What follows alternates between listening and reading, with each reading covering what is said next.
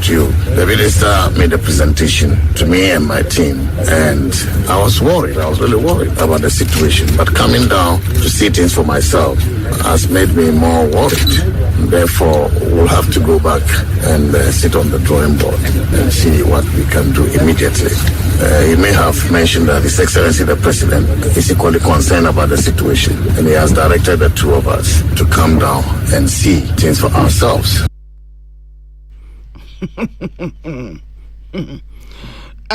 The things I was saying, our finance minister, Dr. Muhammad Amin Adam, and what they say in Sionua Antono, and in Yakosu Hono, aha president pa, Entina Namswa Umutuana Moko way.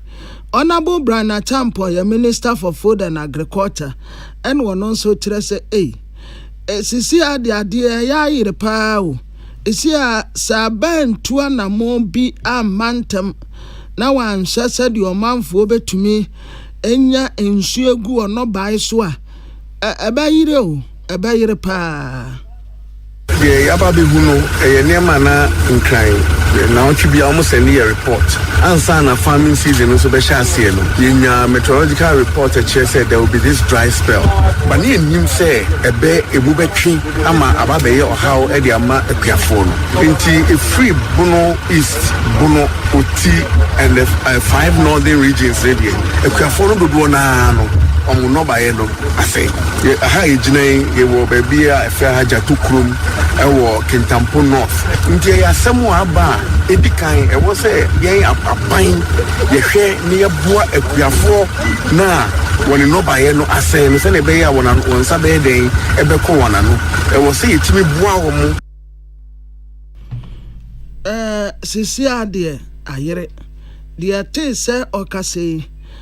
Honorable Brana Champo, Minister for Food and Agriculture. Nanako Jedu, Techima Buno Isru, Nadawo Mana.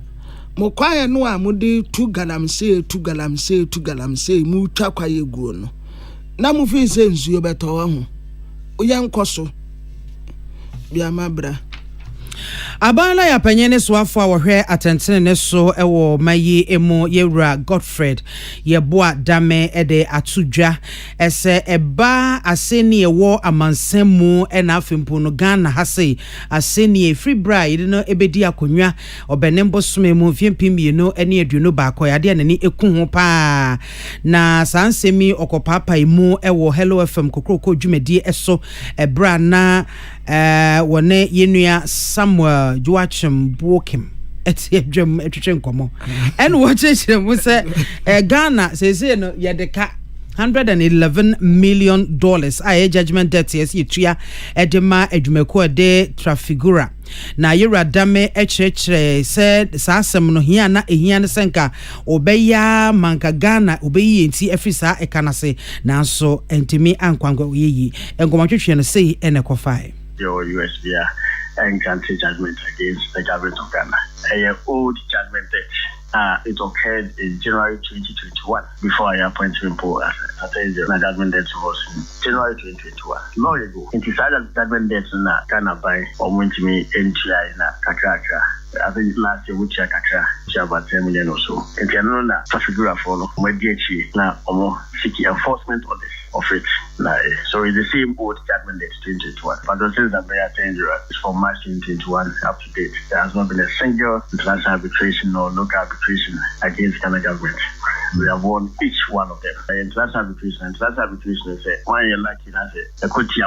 And if I call no really case no, or bet me I enforce it. And see, I'm really case in 2021. The advance a second to settle nature.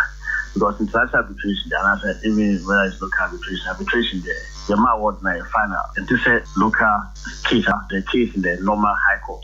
Or, because me appeal to Court of Appeal and answer to the Supreme Court. The arbitration matter is final. And in China, the arbitration, since that became a danger, arbitration has been very serious to me. Ene a oti ye aban lawyer panyene soafo a wo hwe atentene ne so ne no na wosan ebisa no sei anamonto ben na ban na efa so se ne ebe ya eka emene ye no ye betimi atua say arbitration and tribunal award final. No bit my say you have to pay, and I say all the now we need to some going into terms to pay, and that's payment to them. Service attorney general Minister of Finance and Minister of Energy. Because at Bamboo there's what we call division of labor. Attorney general Finance is to be the principal legal advisor to the government of Ghana. Minister of Finance is responsible for managing the public purse. In turn, there's also a buy can say yes, you cannot only with your hands on to each other. We are rolling out the payment over this months and I say yes. Now I don't know again it depends on settlement on which many of them in the case. We'll go into if Minister of Finance proposes let's pay it over 10 years or let's pay it over 6 years. Nothing background of really cases there, and there you can't really do much about it. So in terms of the payments, as I said, is between those two institutions, Minister of Energy and Minister of Finance. So I think they are on it, they are working on it. Last time so more attaching assets we are abroad. Yes, they intervened. Yeah, that's the attorney general intervened. They release assets from the attachment.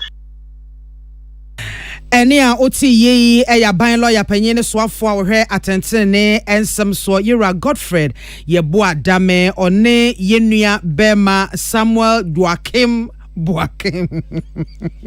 Sam say kwame nyameche ena eboa semia no ebae edino kwabra ebon say Samuel Duakim bem say ne nananum fi China ayo ne nananum fi China yego na Greater Accra young women ya woman say regional women ring yase National Democratic Congress NDC amanyoko University of Ghana Legon and woman kase woman say Saudi Professor Jena no poku ajimai esiwo now the Dr. Matu Poku Prempe at the Ben no kakra. Emu chokura sabi abua so chidi other no no long okwoto abasakom. Usha se ni pe mienu ya. Ete sa abua ponti a wode ne ho tutu preko wasrade ho. Maame ne chokura Professor Mua. Ana usha ne contribution with education sector Dr. Matu Poku Prempe de o men na ho kura.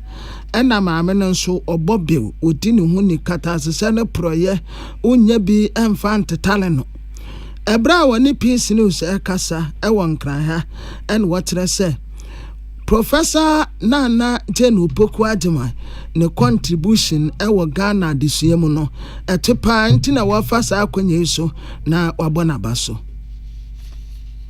Niema Professor Jenana Opoku Ajman, Emana Oye Education Minister, Niema Oye, Ene Dr. Matthew Opoku Prempe, Niema Onusubaya Oye. Inti Yehe Niema Professor Jenana Opoku Ajman Obaya Obeye ya. Obesisa ye reforms biti say ewo education or sesa polytechnics no ena technical universities no ena upgrade into tertiary institutions.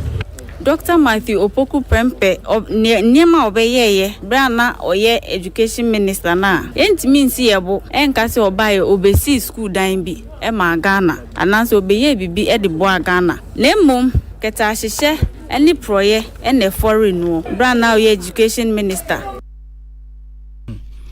Sir ode se ni pemienu gina nsane yeso a Professor Jena no Opoku Ajimai o mane sapone seminar so nya no mfi obedwemu a obi anya bi nka Dr. Matu Opoku Prempe ono ampo o mane sapone seminar no mpa onje mpo no wadware esanso ono anka so wonim no ho de ate se wo kase ono ye Greater Accra young women Regional Women's Wing, National Democratic Congress, University of Ghana, Legon, Womukasa for Goble Monica. Na Greater Accra young women, Ebinso Kasai.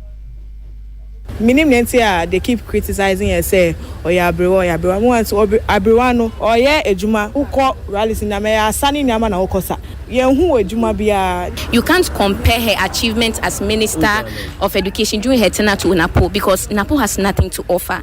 Even the free SHS that they proclaim is theirs was started under her tenure. You understand? Yeah, sure. Obviously, no. Professor Jane, aye ejuma bebre wo education sector who asking Napo abra omumi ni na omo serve as educational minister Spain.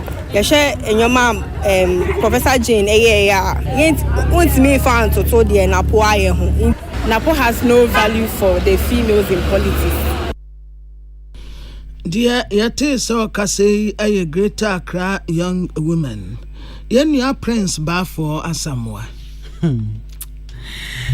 Na Czech Republic aban anamusini organ has say His Excellency Pavel Belek wa born ananmo ahemfo ne omanfo omo ewo bampewa ye kroba ko ben bamboy ewo savannah mantamu wa bo omo abaso pa so omo so awiata so ese womo massa bewiem sakrae bone emeto enhwo omo so nti omo hyase eduedue nnua womo adue nnua bro empem aduosia na sa project yi ade se plant for the planet yeah, womo international NGO womo hwe atena ye ehonsem so won ena etai womo echi ema womo de bai na adwumakoi ni ti breakers ankasa ewo Czech Republic mai emu na bai anamo sini edisansemi etudwabra odi NGO ni mpanyimfo ene aboafo ahodo bi a womo eboa ebodawrofa ye mpotam no yatena ye eho ekoye se womo konkohwe kwan omafa so adue nnuane mpempensu a ennua no aduru.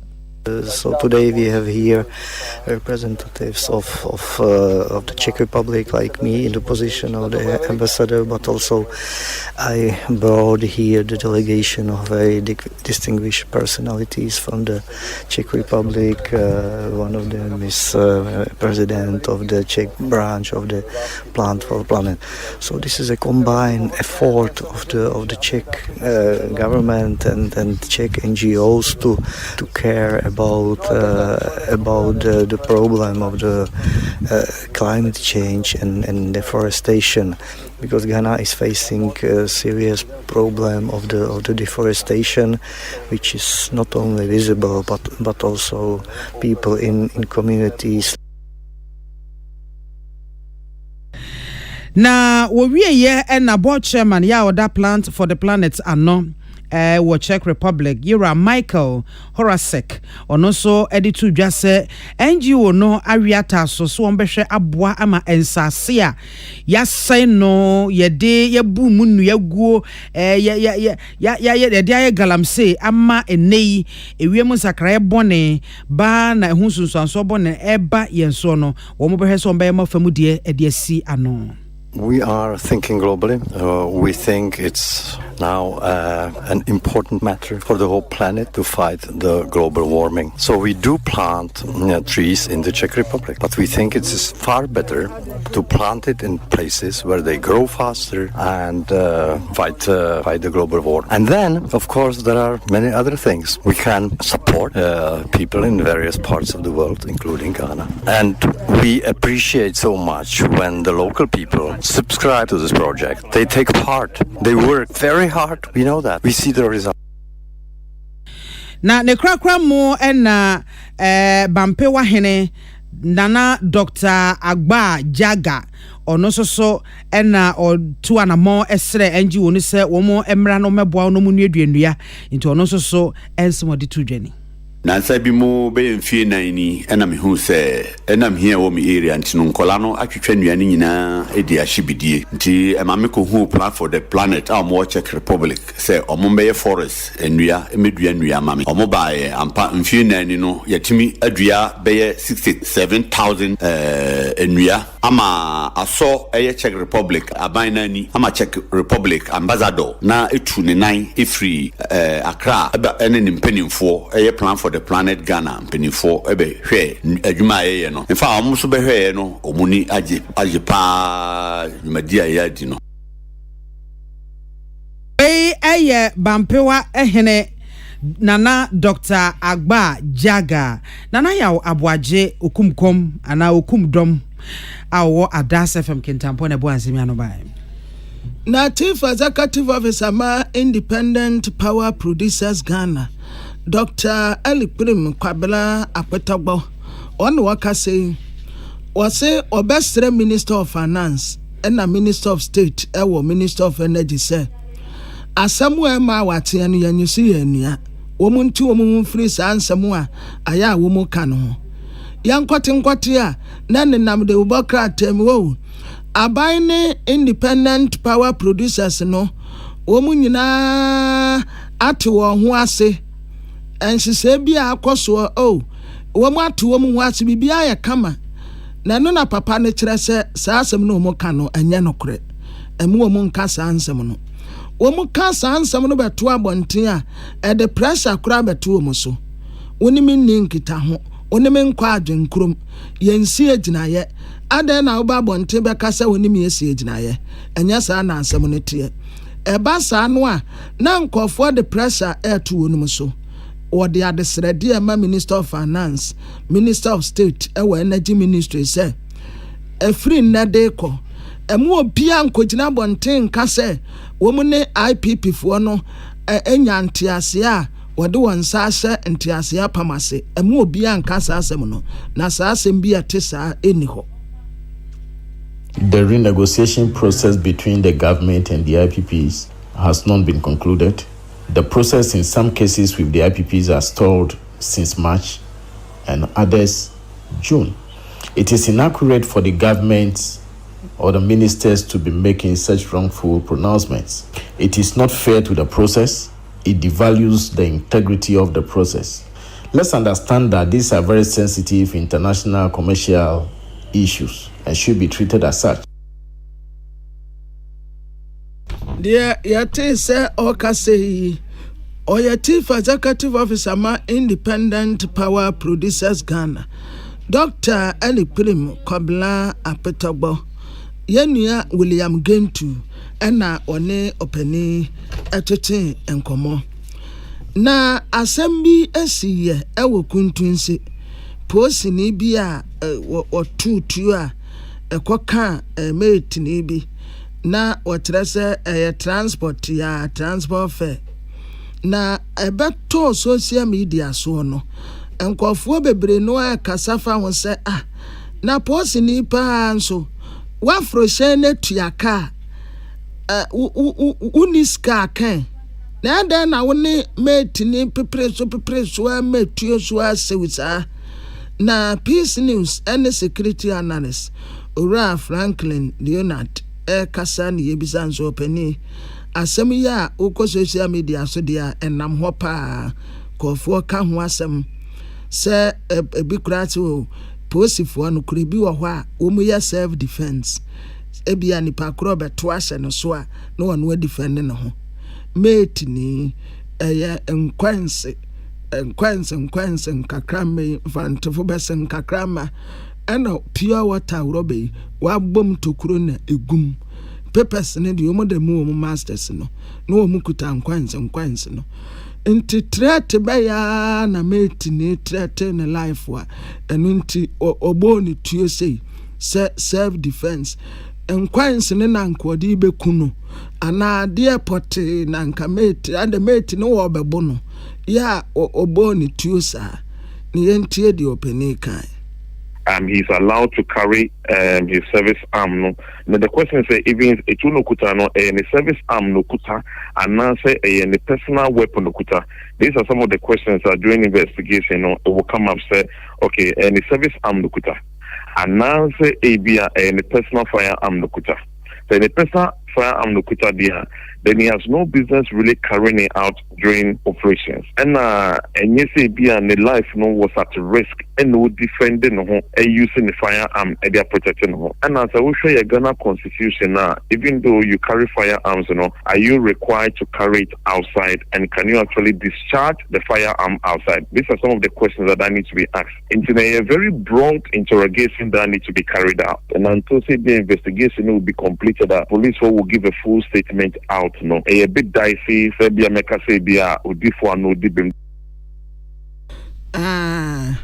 Wahu asam no crowd ya tia pa potne se we post ni na we online robber we post ni we ba kuna esi ya no de eno ya amasama ati wono mo na no ye different kra eno ye tro draba no but the make ni sisi yi online robber ni ya we post ni na post ni no wa nkwadwuma na wo ofwa ana wode ne car ni yadwuma wo fa wura no na ewura no wode na tin se bem se boy no a wode koma no oyira akwan kakra enti wode ne tin wom kodu ho no na sika ne bi abeto so en wo ka kire girl no boyfriend say mata baby a yekofa ye no sika ne tese wodi bi ka ho na boy ni so wontua enti banta na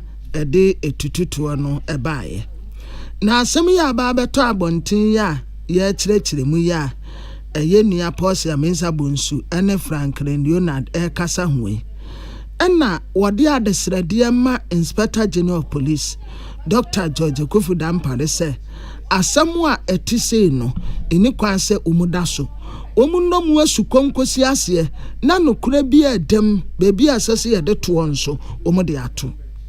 I think the Ghana for Kasa Omudika because it be a previous friend, any previously maybe a SCC also. But I think under this current IGP, Ocean system of administration a little bit different. He's a man of action. And then moreover, also this is some of the things that the media can actually take on to follow through the story. Because most of the time, I say media follow through a particular story. Not say assembly then at the end of the day, some of these things now Ghanaians don't get to see the outcome of it, it becomes a dent on their mind. Into they be no because some we could see a crampo who we could see it's because the continuous follow-up of the story. We had the trend of this IGP I think say is a man of action, and I don't have any doubt to say we'll get to the bottom of this matter.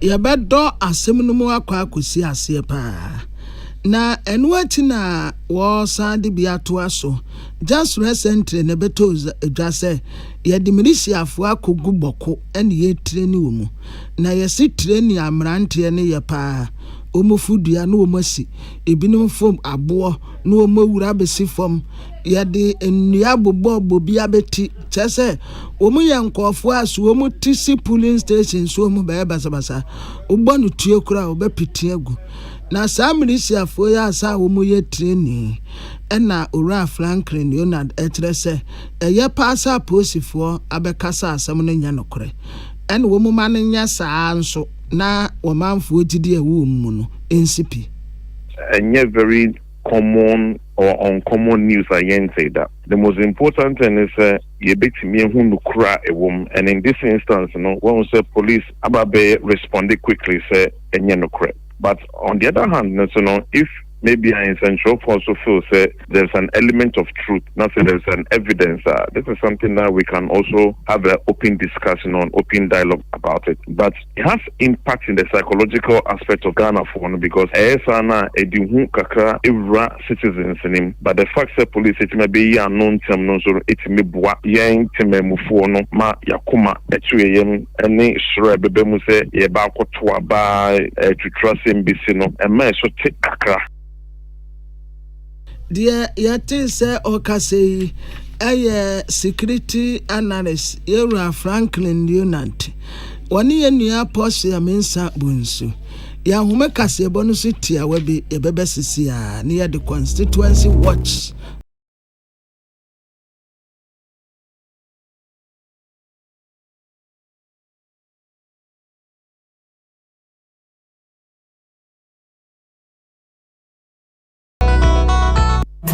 Exhibition. I go Ghana. Every Canada 20th August. Ekopim Canada 27 August 2024. Abatwa komisa. Ebeda abatwa nkrata nedi. Ewo mia ye to abenina ewo mine mu. Every anopa nonso. Ekopim enwumre no nsiande bia. We akwanya mo bia. So ba kohwe ni din. Ene ne police station. Se bibia ye pepepe. Na afa so ye ba hwe se obi a onsem fata din eni abatwa homa ni mu. Na afa so se ye beyi omo mafiri mu nyina din. Every abatwa homa ni mu. Ne science no with the death certificate, burial permit, and now obituary notices. Ebeba ne de agina so yi omu din afi abatwa homa ni mu. Se wo ho kwan ana what wrong with this? What's out to about? And what's out with ID card? And then registration slips in our course. And also say, ubet me about *711 *51 hash. I will telephone so. But what you show with D? And in your mind found who say BBI pepe. Obia who coins our tuaba. Only Mobia only who coins our tuaba. What's wrong dino? Only about what commission no has to treat. Naninja Swony. Say Nipaninya if you're watching. Say on your ganani. Say Najimundaho. And Nasa on Yenin Pakwa or Sioye. And Nasa baby out Sena Anya Bia or Troni Din Sao Betuaba. Say Anya Bia do Din Akan. Exception. And now multiple registration list. justice ne ho a akwanya da ho sɛ wobɛkyerɛ deɛ nti a ɛnsɛ sɛ wodin ɛwɔ saa ahoma no mu afei so kayo sɛ abato ahoma no a yɛbɛda ne ti no ɛbɛhyɛ ase efi benada 20th August ɛkɔpem benada 27th August 2024 yɛbɛda abato nkrataa no di ɛwɔ polling stations nyinaa wɔ ɔman no mu ɛfiri anɔpa no nso ɛkɔpem anwummerɛ no nsia da biara wabatoɔ ɛna kyerɛ wo dat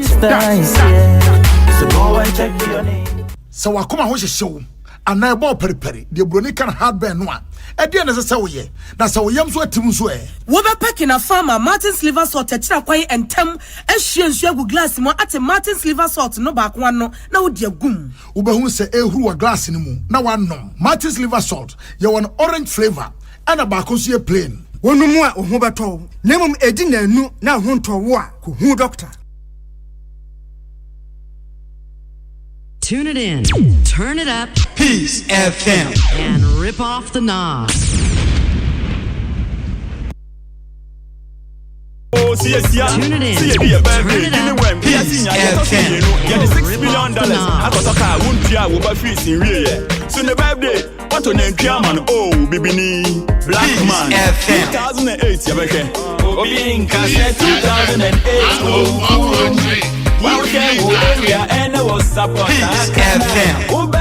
it in, turn it up, Peace FM, and rip off the knobs. Yeah, Abusia for Constituency Watch and I did Bremo Higher Peace 104.3 FM. Now, Constituency Watch a day ebe Yumekobia da Roma, ye the accident kabia ma endpoint homeopathic clinic, one more ye Sabia Sonkwa, one nam homeopathic kwan so esani papi piankoma yarie, Minuya yari beate wire crown crabetna so de biasa ubokani. Last point ebe end point. Intine ye de ewa atudi no se end point uba ho na ho ato wa na chese ne ade no kwa na abeko etimi sewa se bia okokete so wuntimi nna wo ho no ma uti edwa wo se ya wo ho akoma ebo se peri una ntika krabi na wabre wo ho asa wonsa no nan anyam o se ananse achime oh minua anhwe ya stroke ena ya abecho no edibomodin a ese odi wani ebeche endpoint no akwakwaja erehwe ewo ho wo ye bema odwonso ne mu achemi no odwonso meyi odwonso na to ne achenchim maunsa emo na nyintintia ne ko endpoint why ebia na prostate ena eba betete wo no ukodru endpoint ya ade ba ko ade behye ne so ne se ukoya yebetimi ayo free scanning efa prostate ho kidney anase oba wo peyefunu awoba no wo mbeye screening kama no ma hwe ba bia problem wo no matimi agina so amodro ko endpoint why ene ya omo mfidie nwanwaso a wo mo de eye adwuma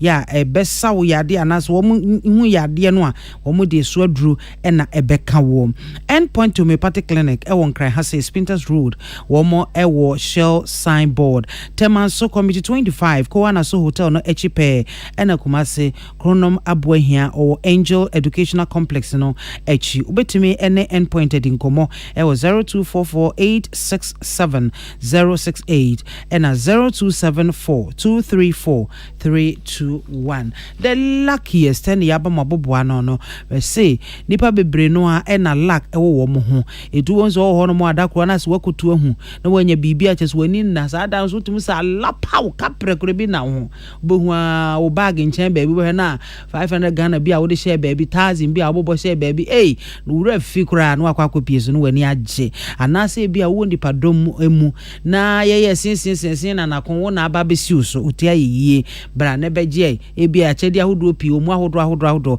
na wa wani na so na ye de achew they say luck ebo aboboa no or prizes ahodo bebre we say very exciting pa na ebema uti adandan ho and your head will spin what you say na the luckiest or person ye the luckiest dia dial star 712 hash na ekojo ticket na o tone bebre no na wakwanya pi so se ubetimi ewini na kai se unya te se the luckiest one mo jenga no ebo pepepa bomoden se obeten wasudi ebi ho na wunshira ebefiri aba o se luck is on its way to you and your community. In this stay sharp and kasapa. The luckiest, luck is everywhere.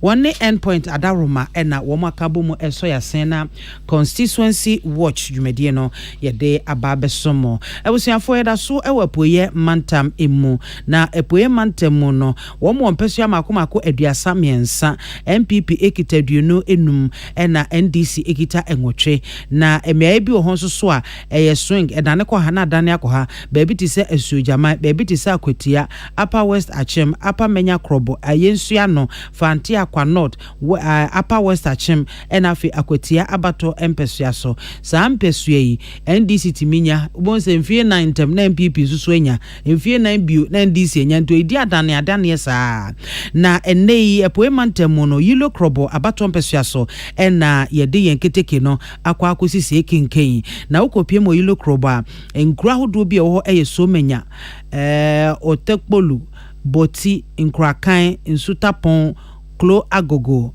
obawale abrewanko aza agbamu osekrom aboabo enem emia hodo pi na yilo kroba abato mpesua so no afi apahankro eduokno ensia 1996 ena ebebe seat ya na konwa na MPP amayoko no ena eteso enti free 1996 babisi 2000 ono abo Daniel Tekpete ono ena babisi ebegina NPP amayoko no anemu a okuta akonwa no free hono mo ono abo Raymond Tawia ono so baye 2004 kosi 2008 basi 2012 ena afi ono abo Magnus Kofi Amote ono so ekosi mpesua no anemu Efimpiemienu ene efimpiemienu ene dunsia efimpiemienu ene eduno honorable Albert Tete Nyakote ono ena edinkunim ema NDC amayoko no efae na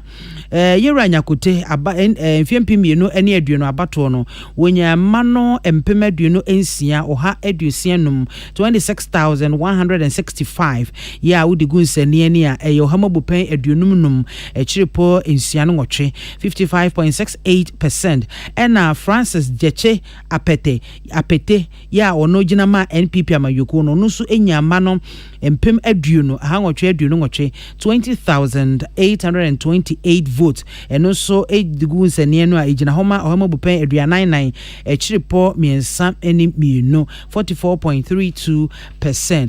Constituency watch team ebora yilo krobo empesua so no woni omanfo binum edi nkomo ebisa wo msanya bia honorable Albert Tete Nyakote wo ba no boshe ben ena wo kama eto masuma nu timu gina so eto abama no so many no so we see toilets your pipes and I don't know. We heard a lot of the promise. When it comes to power, we put 7 people to university. Kaso be see toilet. Okay, so be you see you say boreholes ni nyama way. Or communities ni na. First, Akan road. As for them, they promise road, toilet, we achieve compound our kind. Our promise of toilet baby. He has made a lot of promises. School to say over now we having a dilapidated school B. MP say Oba, we will use the common fund to rehabilitate the place. A bridge that connect Opesca to about 13 communities at the upper part of the Yilo. This MP promised that when he comes, he will do it. The next promises, the big to say, the similar situation,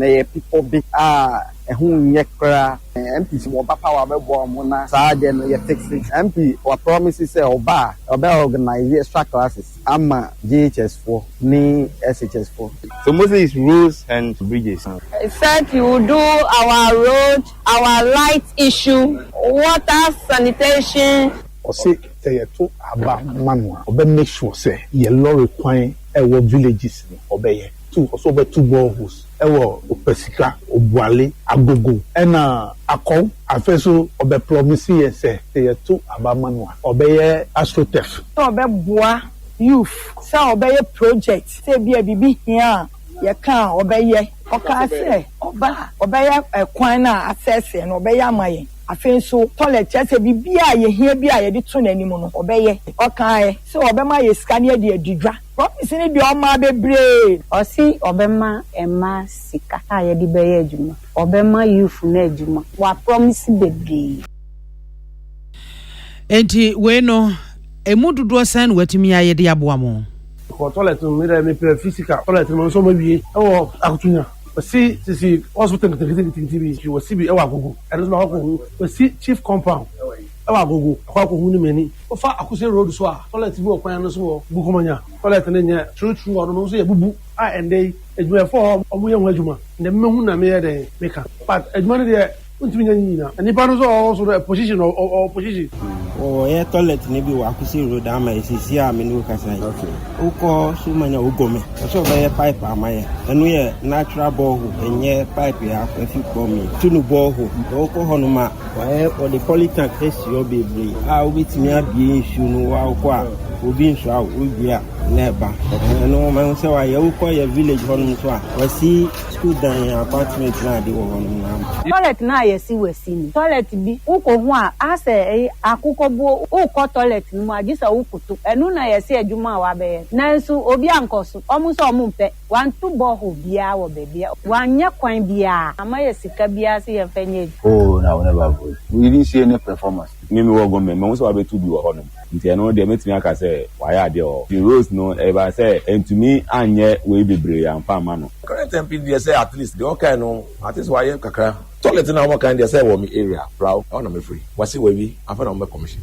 Personally, I have not seen any extra classes. I've also asked people whether the MP was able to organize the extra classes he promised the people. They are yet to see any extra classes that is being organized by the MP or whatsoever. MP to me, 1 year a Jumas, was you have to support development. We have to see you in the constituency. But with his case, a Democrat, I'm speaking trouble to eat once in a blue moon. That's the name given to the MP over here. The bridges, they are doing some. For me, ever since he became an MP, I cannot point a finger to any development or any project. What he is doing is that he is buying dummy drafts for the youth to play. Yes, in the constituency. And whenever he buy the drafts and present it to the people, to take pictures with them, and that is what the MP is doing. You see him only at the funeral ground, and you see him taking goat meat. That's all. To me, I heard that he's doing, how do you call it? It's helping like financial assistance, helping those who are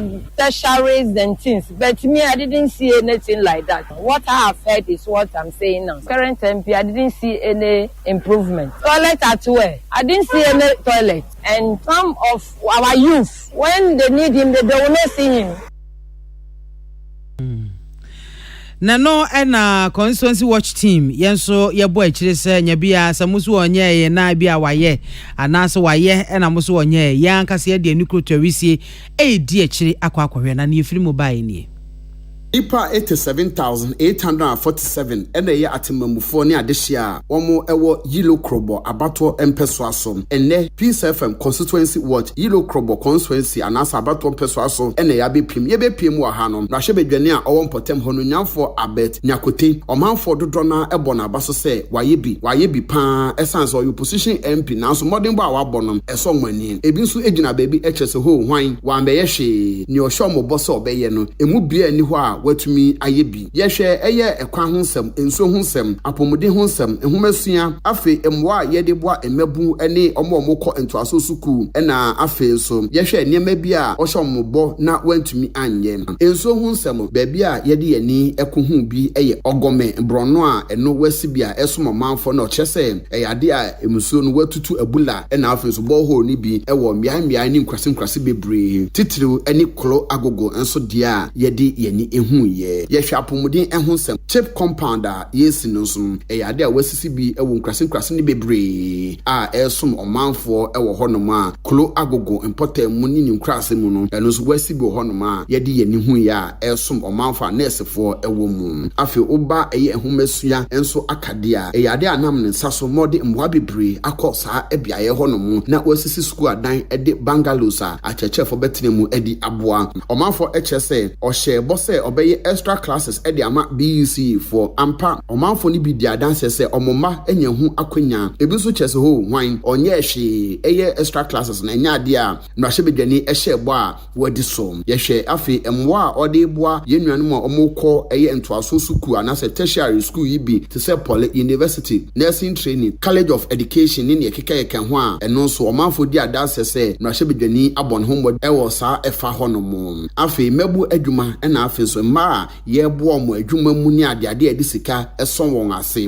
ɛno nso ɛbɛde ade sɛ mmarahyɛ badwani no abɔ ne ho mmɔden ɛwɔ ho bi ebi nso kyerɛ sɛ ɔmo anya akonya nti no mmarahyɛ badwani ɛnyɛ hwee yɛhwɛ agyanan ɛbea ɛno nso ɛyɛ bɔhyɛ kɛse ɔde hyɛ ne manfo a ɔmo saa abatɔ mpɛsoɛ so yɛde ani kohu nea wasi wɔ aplawo bukumenya ɛwɔ akuse kwan so ɛna akutu enya bukumenya ɛyɛ ade a adansifo egu so a ɔmo si saa agyanan ɛbea no ɛna akutu nya ɛna aplawo deɛ wasi awia ɛnei wabia no mo manfo wei edi adanse sɛ mmarahyɛ badwani ɛhyɛ bɔ nanso ɔyɛ opposition MP enti ɛnyɛ dodo na ɛnotumi yɛ nanso ne fa mu deɛ sɛ mmarahyɛ badwani a ɔwɔ opposition ne deɛ watumi ayɛ yɛ ne mmarahyɛ badwani edi nkitan ɔkyerɛ sɛ nneɛma bebree na anam no so ma walɔbi anaasɛ wakɔboa apre ɛde aba constituency ne mu nanso ɛba pɛ ne ahee yakɔfrɛ MPP parliamentary candidate sɛ ɔmɛdi anim na ɔmfangye ne samba sɛ ɔno ɛna ɛde saa mpuntuo no ɛne saa project no ɛde aba mpɔtam hɔ no mu nanso ne fa mu deɛ oguso a ɔyɛ ɔmanfo kyerɛ sɛ ɔhyɛ bɔ sɛ ɔbɛyɛ astrotef ɛkwan ɛna afei nso adwuma ɛne mpuntuo bi a ɛkekɛkeka nanso astrotef no wanyɛ ɛkwan ho nsɛm so ɔmanhyɛ dɛn ho mmɔden bebree ɛwɔ ho mmɛbu adwuma nso ɔmanhyɛ dɛn ho akɔka bebree wɔ hɔ no ma ɔmɔhwɛ n'anim sɛ aka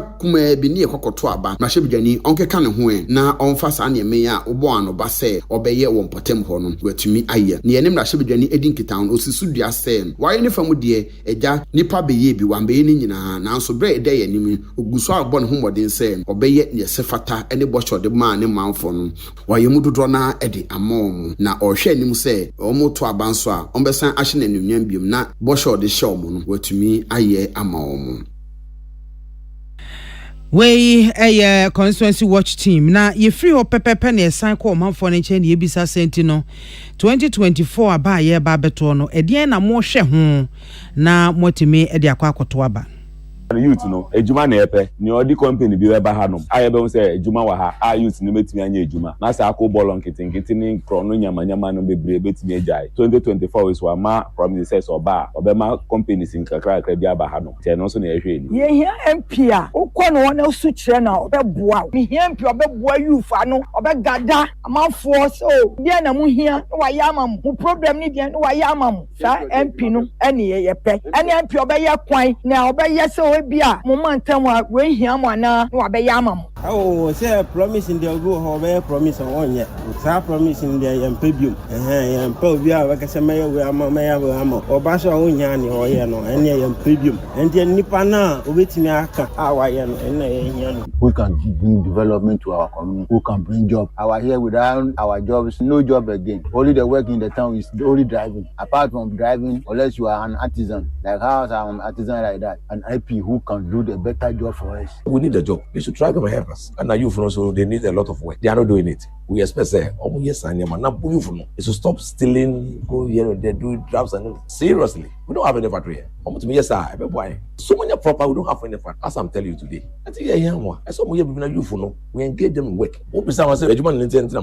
So what do you say? You can say nothing. And I will need business. We want MP who understand our plight. We want an MP who will be with us. We want an MP who will hear our cry and send our needs to Parliament, and then MP who will bring government to the doorstep of the people of Ilokobo. And that is what we want. We don't want MP who will be staying in Accra, wouldn't come. You will only see him when there is a funeral. We don't want such an MP. We want an MP who will invest in our human resources, support the youth. The 2024 this year election. We want who is vibrant. When you need the person, you can go to the person. Somebody who is social. Somebody who can develop the whole yellow. Yes, you hear MP obema ensuo. You hear MP obema ekwan. Where you hear MP your problems called nho obe solve. You hear MP ye nkwala person mu ko soldier. Ombe boa yen. Ye pe MP nurses ye nkwala wi school onu no obetima aboa yen. Ye pe MP obebo ye busua se ne be ya omubenya bi omudachi omudi be ya juma. Meto abapa ye MP se bibi na ye friend na obeba se ye di ye ma asese ye ma wie school ye di omu adwuma ko nanima obeya maye ye MP obeye kwan ye MP se ye hu kire ye wo nsuo mu a obetu boho amaye enu a ne ene ne omanfo aka no no ne no na Peace Kasebo yen Constituency Watch Team ene Yulo Krobo adehye Yulo Krobo mrahebedwani ono so yebo epine no ene no etwetwe nkomo se afin so wadi nkunim wo primaries no mu enti obesan agina na empuntunwuma ne ade no se de ekoye no yede to nanim.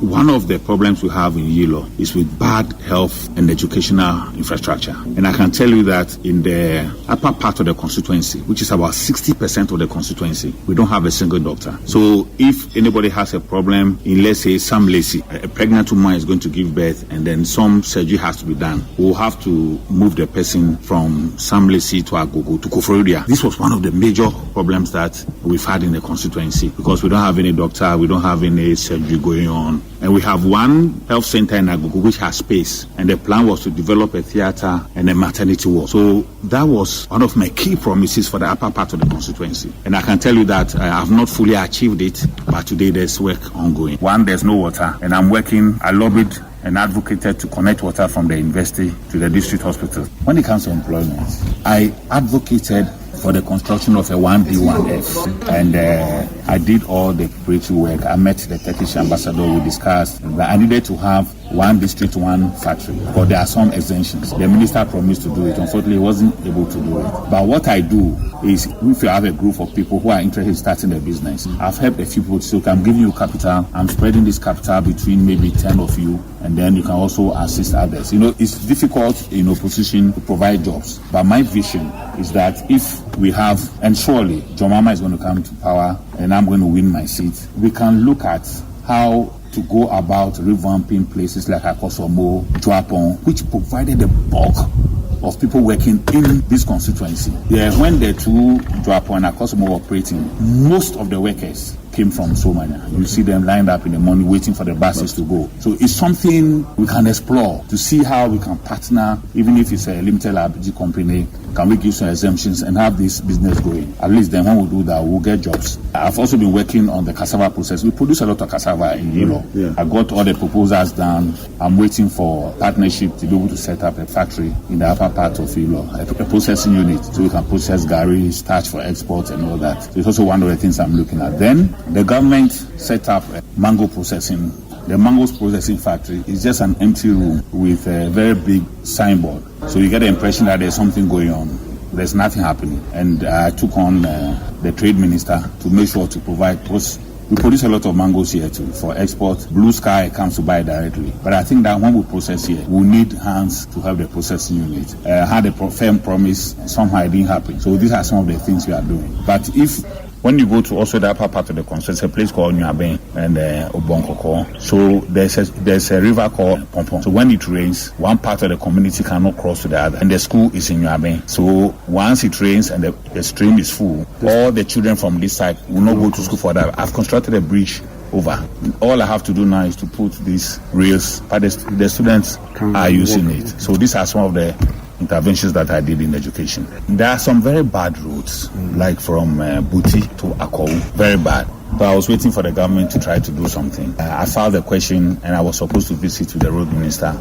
Because I'm an opposition MP, at the end of it, he refused to. So I took my own money and rented an equipment. And I spent 5 days on the Buti to Akou. I also encountered another school which did not have roofing. The buildings were cracked. Today, if you pass the beautiful school, I built a KG for them. And this one is directly opposite the day senior high school, the day school. Okay. So it's also there. So these are some of the things that I'm doing. Now, when it comes to health and sanitation, the issues raised, I told you, we are commissioning a modern 12-seater public toilet, a plow in Somania, what is Agbokomania, that we are building. That one, we've just taken off. The plan is to be able to finish before December. And then the third one is the one we are rehabilitating, Sawe, which is also in Somania. Now, when it comes to water, I have provided boreholes in Somania alone. Within the past 2 months, I've done 3 boreholes. I've done close to 30 deep wells where the ground is good, there's water. Some mechanized, some unmechanized. Okay. The problem with the mechanized one is that when the electricity bills keep on increasing, they are not able to pay. So where we can use unmechanized one, there's good water. I've done all that. We've done others in Usai Chrome, which is close to Magazine. Wei eye Honorable Albert Tete Nyakote ya oye NDC mrashebedwani ewo Yilo Krobo abato empesuaso o opposition anso wabo adwuma papa ensemi nyina yensentwe ni Michael Akrofi ena koboa no eba ye ena Gladys Boachene Henry akwasimenka wo monso kekabo mu ede emaye Constituency watch nyame ya adomo a wachene efie yeko menya krobo ye firi Yilo Krobo no yeko menya krobo yedi aseda ema endpoint homeopathic clinic and the luckiest wanda romano boy chidom ema yede constituency watch ebremu yada mu nyina ase ama mumo aniti kasebo no esi akenka fo ate yenka eyeme mame biama kwafo mene amazachi ame kwabna mafo wada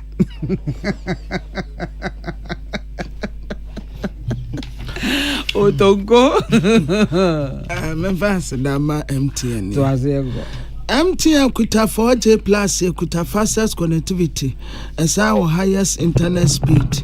Choose MTN Tabunet. Choose the Haba Center, the CB Man capsules Haba. Between Sokama, CB Woman capsules. CSC Obama Nitimu your best money was CB soup.